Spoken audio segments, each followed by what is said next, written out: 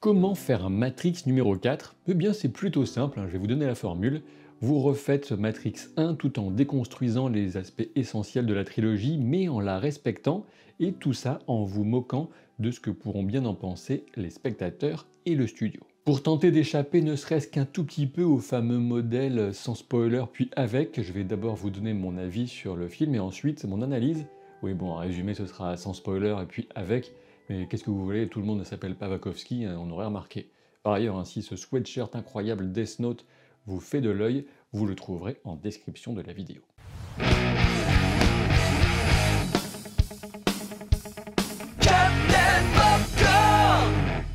Matrix Resurrections se nourrit d'une multitude d'idées, mais quand on le regarde bien, le film est nettement plus limpide que la trilogie originale, et cette limpidité a mené Lana Wachowski, sa réalisatrice, à des choix plutôt radicaux. Multitude d'idées d'inspiration donc, mais attention, je vous préviens, j'essaierai de ne pas tomber dans le piège de tout pardonner à ce film sous prétexte qu'il serait trop intelligent pour qu'on puisse vraiment parvenir à le comprendre, et que le critiquer de manière négative ferait nous forcément des imbéciles qui n'y ont rien compris. Quand j'étais en salle et que je regardais ce Matrix numéro 4, je n'ai jamais été emporté, passionné. Par contre, il a toujours parvenu à capter mon attention, à faire fonctionner mon cerveau à plein régime pour bien comprendre ce qu'on me racontait. Malheureusement, il faut bien l'avouer, si on n'est pas prêt à un tel exercice cérébral, on a de grands risques de s'ennuyer en regardant ce film, et ce n'est pas que la faute du spectateur, mais bien celle d'un film trop long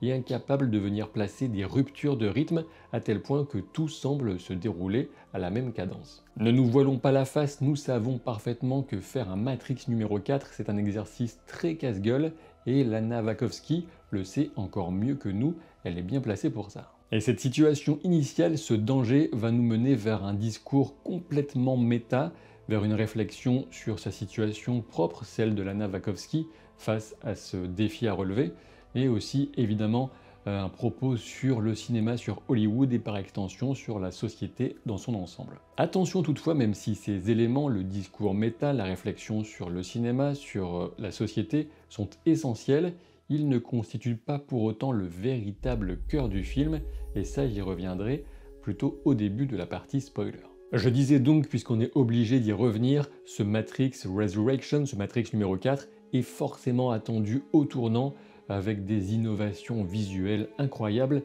des bastons étourdissantes et des scènes d'action incroyables. C'est le jeu ma pauvre Lucette. Résultat, bien sûr, ce n'est absolument pas ce que vous obtiendrez en allant le voir, et je pense que le film fait même le choix conscient de ne pas essayer, même si, il faut l'avouer quand même, il n'est pas dénué de scènes d'action. L'évolution visuelle entre la trilogie et ce film peut carrément surprendre, mais elle est plutôt logique quand on s'intéresse un peu à l'évolution de Lana Wachowski en tant que réalisatrice. On sait qu'elle est devenue accro à l'utilisation de la lumière naturelle et qu'elle a décidé de se libérer de l'obsession de la maîtrise absolue du cadre. Le résultat pour nous, pauvres spectateurs mortels, c'est une image qui va nettement plus s'intéresser à ce qui se passe dans la tête des personnages plutôt qu'autour d'eux dans ce qui les entoure. Alors je grossis énormément le trait pour me faire comprendre, mais il y a un peu de ça. Plus de scènes millimétrées ni d'angle de caméra qui va donner une pose iconique à un personnage, mais plutôt une approche naturelle et organique du mouvement et des dialogues. En résumé, la plupart des spectateurs seront déçus, plus ou moins, par le visuel de ce film, même s'il est très loin d'être laid, attention, mais on ne retrouve pas cette ambiance ultra léchée de la trilogie, et encore plus de spectateurs seront déçus par les scènes de combat, les scènes d'action, mais surtout les scènes de bagarre, qui sont bien loin de retrouver l'ampleur, l'impact des premiers coups portés en 1999, sans même parler d'espérer les surpasser.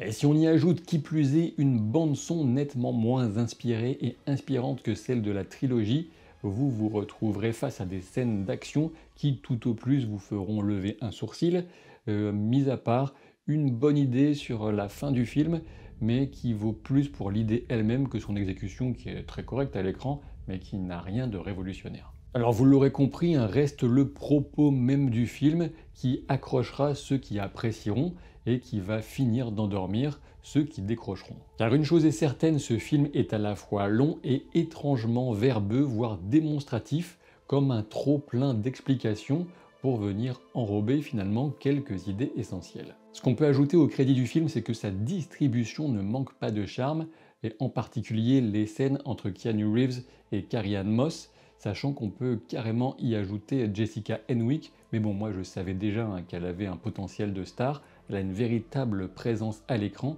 et ce même avec un personnage qu'on peut résumer en une phrase. J'ajouterai quand même que Yahya Abdul-Mateen II et Jonathan Groff sont bons, voire très bons, ce qui n'est pas étonnant lorsqu'on les a vus dans Watchmen ou Mindhunters, qui sont deux séries incontournables de mon point de vue. Alors, est-ce que vous allez aimer ce film? Difficile d'y répondre. Si vous y allez principalement pour le spectacle, la réponse sera sans doute non. Si vous y allez pour savoir ce que la réalisatrice a envie de vous dire, la réponse pourrait bien être oui.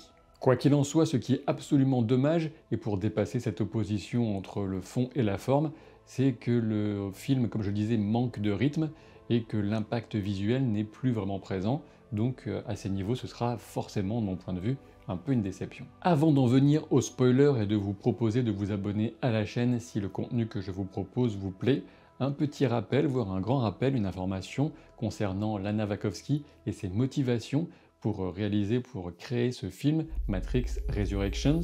Eh bien, il s'agit pour elle notamment de faire face à sa manière au deuil de ses parents, et notamment en se raccrochant à deux personnages, principalement Trinity et Neo, particulièrement chers à son cœur, et ça, on le comprend parfaitement. Nous voilà donc maintenant dans le monde merveilleux des spoilers, et suite au vil teasing que je vous ai fait dans la partie avis, j'en viens sur le message, sur le cœur de ce film, qui n'est pas uniquement une réflexion sur l'illumination individuelle, ni un discours méta sur cette société du recyclage des icônes du divertissement. Non, il y a autre chose de plus simple. D'une manière aussi naïve et pure que sincère, ce qui va véritablement se trouver au cœur de ce film, c'est l'amour. Et oui, Lana Wachowski nous le dit assez clairement, elle sous-entend d'ailleurs que c'est aussi l'amour qui était au cœur de la trilogie, et cet amour, ce cœur, s'inscrit dans l'image très rapidement dans le film, puisqu'on a le mot « heart » qui va être dévoilé par un travelling vertical, et Bambou est d'accord avec moi d'ailleurs, et je crois que c'est un mot qu'on découvre juste après la scène d'introduction, qui reprend plus ou moins le passage avec Trinity et le téléphone, etc. On le sait bien, les interprétations de la trilogie initiale sont légion, tout comme l'agent Smith, mais ici on a une clarification absolue sur le véritable enjeu, à savoir les retrouvailles entre Neo et Trinity pour que leur amour éclate au grand jour. Bien évidemment, l'amour n'est pas le seul thème abordé par le film, puisqu'on va poursuivre des réflexions sur la nature du choix, sur la binarité, sur l'illumination individuelle en tant que clé de sortie d'une forme d'asservissement collectif. Entre pilules bleues et rouges, on souligne à nouveau, et plus clairement cette fois, que le choix n'est qu'une illusion d'un instant, car notre moi profond a déjà défini cette réponse à l'avance. C'est donc plutôt la personne que nous devenons et que nous construisons au fil du temps qui prédétermine notre comportement. Le moment du choix existe néanmoins en tant que capacité à entendre et accepter cette réponse déjà présente en nous, dans le prolongement direct de ce que l'oracle disait à Neo dans le premier opus. Et comme vous le savez déjà, le parcours de Neo est bien celui de l'illumination, qu'elle soit philosophique ou religieuse. C'est la découverte du sens, la capacité à se débarrasser des illusions, des faux besoins, des faux semblants, qui va conférer à l'individu le pouvoir sur l'environnement qui l'entoure. De ce fait, l'élu devient non seulement source d'inspiration, mais en réalité n'importe qui peut être l'élu, alors que Smith, dans un mouvement opposé de déshumanisation, peut devenir n'importe qui, et même presque tout le monde à la fois. Et dans tout ça, ce que j'ai trouvé sans doute le plus déconcertant, c'est le peu de subtilité du film dans sa façon de nous donner ses messages, comme une volonté de sortir les gros sabots pour être sûr que cette fois, le public n'en ressortira pas perdu, comme avec la trilogie initiale et ses multiples interprétations. Car oui, bien sûr, c'est une tarte à la crème, c'est enfoncer une porte ouverte de dire que ce film est extrêmement méta, mais il est méta en mode wink wink, clin d'œil, regardez, haha, on fait du méta, et à tel point qu'on va nous dire que Warner Bros va forcer Neo dans sa version matrice à créer la suite du jeu vidéo, de la trilogie de jeux vidéo, parce que sinon, eh bien, Warner Bros fera de toute façon un spin-off, etc., et qu'ils perdront le contrôle créatif. Oui, on a bien compris le message. Merci. Et les scènes de brainstorming vont ressasser et se moquer plus ou moins gentiment de tout ce que le public a trouvé dans la trilogie au grand désespoir de son créateur, à qui il ne manque que l'essentiel, à savoir l'amour donnant un sens véritable à sa vie. Et bien sûr, on retrouvera forcément dans ce film en filigrane la thématique d'une liberté difficile, coûteuse, que bien peu de monde est réellement prêt à assumer. Ainsi, une des idées essentielles reste celle des prisonniers qui sont effectivement les gardiens de leur prison mentale, gardiens volontaires ou involontaires. Et cette métaphore est portée au maximum lorsque tous les habitants de la ville vont se transformer en essaims de bottes, prêts à sacrifier leur vie pour protéger l'illusion de la matrice contre la menace que représentent Trinity et Neo. Et là, c'est cette scène que j'évoquais dans la partie sans spoiler, dont l'idée est quand même assez forte, avec tous ces corps qui vont venir faire exploser les voitures, qui vont se répandre sur le sol.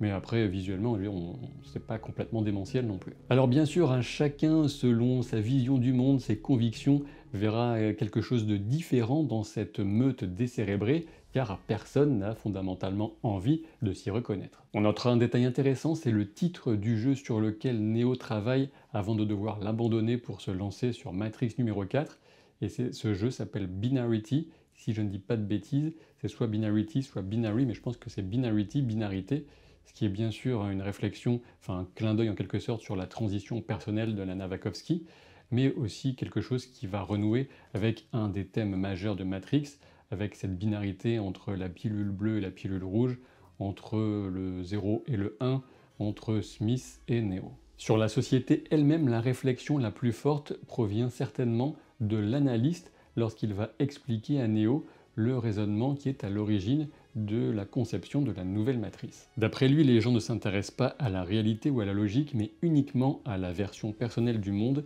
qu'ils s'inventent dans leur tête. En complément, les émotions, notamment négatives, produisent beaucoup plus d'énergie que tout le reste. Vous l'aurez compris, on a là une entrée dans la post-vérité, dans la post-réalité, mais toujours en prenant soin d'éloigner les prisonniers le plus possible des choses simples, des émotions positives, de la nature, etc. Pour en revenir rapidement au premier degré du scénario, on appréciera quand même la logique d'ensemble consistant à ressusciter Neo et Trinity dans une logique purement utilitariste, ce qui aboutira au final à un effet totalement inverse. C'est bien fait pour l'analyste. Je dirais donc, si c'est quelque chose qui vous tracasse, que l'histoire de la trilogie originale est respectée, même si dans cette version de la Matrice, l'élu ne semble plus être Neo mais bien Trinity, à moins qu'ils soient l'élu uniquement ensemble grâce au pouvoir de leur amour. Si vous attendez absolument que je parle de clin d'œil, on peut évidemment mentionner la présence de différents acteurs de Sense8, à commencer par Brian J. Smith. Personnellement, c'est le seul que j'ai reconnu tout de suite. Mais si vous le permettez, un mot quand même sur le caméo de Lambert Wilson, dans le rôle bien sûr du mérovingien. Je dois bien vous le dire, de mon point de vue, c'était le moment le plus cringe de tout le film, avec les invectives débiles, avec cette caricature de sans-abri, avec ces sbires indifférenciés qui vont surgir et tous se battre de la même façon. C'était franchement pathétique. Et oui, malheureusement, comme je le soulignais dans la première partie de la vidéo, on est bien loin de l'esthétique ultra léchée de la trilogie et des chorégraphies ultra abouties. Là, c'est un peu du random, malheureusement. Parlons maintenant un instant de toute la symbolique qu'on peut trouver derrière le choix du nom Io pour désigner la ville des humains qui a remplacé Zion. Et bon, quand je dis ville des humains, justement, c'est plus compliqué que ça. Dans la mythologie grecque, Io, c'est une humaine dont Zeus tombe encore une fois amoureux, et pour la soustraire à la colère de Héra, sa femme, qui est un peu acariâtre, on sait, eh bien il va falloir la transformer en animal, tout comme il faut camoufler Io pour cacher l'idylle entre les humains et certaines machines. Là où ce nom est parfaitement bien choisi, c'est que Io, visuellement, c'est aussi 1 et 0, ce qui vient parfaitement représenter cette harmonie qui remplace l'opposition binaire de la première trilogie avec les gentils humains et les méchants robots. Alors c'est vrai qu'on pourrait percevoir ce choix plutôt qu'une sortie de la binarité, une entrée dans la naïveté la plus complète. On est loin des concepts tels que le djihad butlérien de Dune, et vous avez parfaitement le droit de préférer cette version de l'histoire à celle un petit peu neuneux, ça dépend des goûts, proposée par ce Matrix 4. Le dernier clin d'œil qui m'a fait sourire, c'est que le mari de Tiffany s'appelle Chad, ce qui est le véritable prénom de l'acteur qu'il incarne en l'occurrence, qui était le coordinateur des cascades combat sur Matrix Reloaded et Matrix Revolutions, et qui est aussi le réalisateur de John Wick, de pas tous je crois, mais en tout cas de la plupart des films John Wick, je n'ai pas vérifié. Et puis ce qui m'a fait quand même marrer, c'est qu'en argot américain, Chad, ça va être un mâle alpha qui est censé être dominant, ultra attirant sexuellement, et donc c'était parfait dans le rôle du mari encombrant. Le comble de ce film, c'est bien sûr de se payer le luxe totalement contre-intuitif, a priori avec tout ce que le film nous a dit, d'une scène post-générique. Eh oui. Eh oui, hein, vous savez bien, notamment sur cette chaîne, que ce type de scène, les scènes post-génériques, est étroitement associé au Marvel Cinematic Universe, et s'il y a bien un truc très représentatif du modèle hollywoodien dominant actuel sur lequel on voudra toujours taper joyeusement, c'est bien le MCU. Résultat, une scène post-générique pour se moquer du modèle et pour justement mettre en avant les recettes qui fonctionnent sur internet et nous parler de la Matrix avec des chats, The Catrix. Alors autant sur le papier on comprend plutôt bien l'ironie de cette idée, mais sur la façon de le mettre à l'écran, c'est un petit peu gênant et on se demande si certains spectateurs n'auront pas envie de répondre « Ok boomer ». Une dernière scène que je trouve bien à l'image du film, le propos est là, mais sur la forme il y a une certaine maladresse, et n'était-ce pas justement cette étrange harmonie entre la forme et le fond qui faisait toute la magie de la trilogie originale? Au moins on peut bien reconnaître au film qu'il est prêt à aller jusqu'au bout de ses idées, à savoir pour dénoncer le recyclage sans cesse des éléments de nostalgie, eh bien il va être prêt à être inférieur lui-même aux 3 précédents opus, tout comme No Way Home est inférieur aux multiples références qu'il nous balance sans cesse au visage comme de la poudre aux yeux. Entre un film tel que Spider-Man No Way Home, qui défonce le box-office, et ce Matrix Resurrections, la différence fondamentale, outre la capacité à divertir, qui, il faut quand même bien le reconnaître, sera certainement du côté de Spider-Man pour la majorité des spectateurs, ça va être surtout fondamentalement la conscience des choses et le message, ou plutôt même la réaction qu'on va chercher à susciter chez le spectateur.